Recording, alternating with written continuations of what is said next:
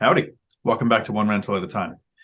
Mike, I actually had a question for you. That's why I took over your channel here real quick. I was watching your update this morning, like I do every day.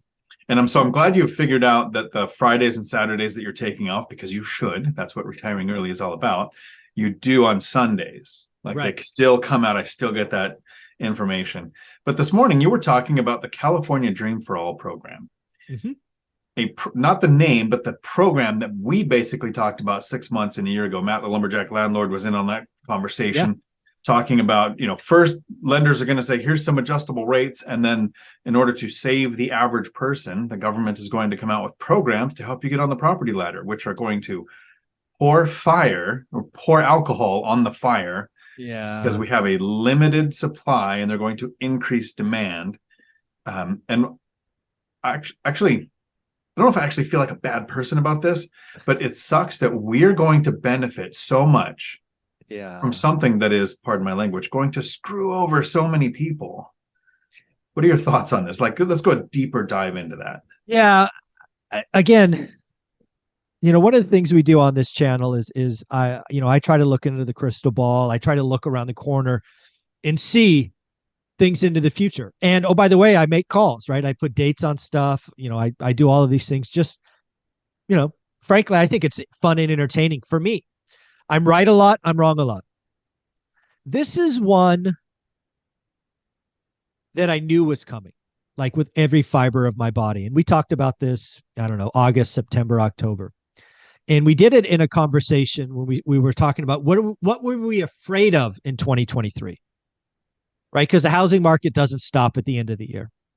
So I saw, a split government, right? At this time, the Republicans had won the Senate or the House or whatever it is, a split government. I knew there was very little that they could agree on. But one of the things I knew they could agree on was housing, right? Specifically, first time homebuyers. And I don't want anybody to misunderstand me. I think it is wonderful to help first time homebuyers. I think getting on the property ladder in the 70s set my family apart thanks to their service in the military with the GI Bill and those things. So a huge proponent, huge proponent. But they can be done right and can be done wrong. So what we talked about is I was afraid that they would create a program that essentially let people get into housing with no skin in the game.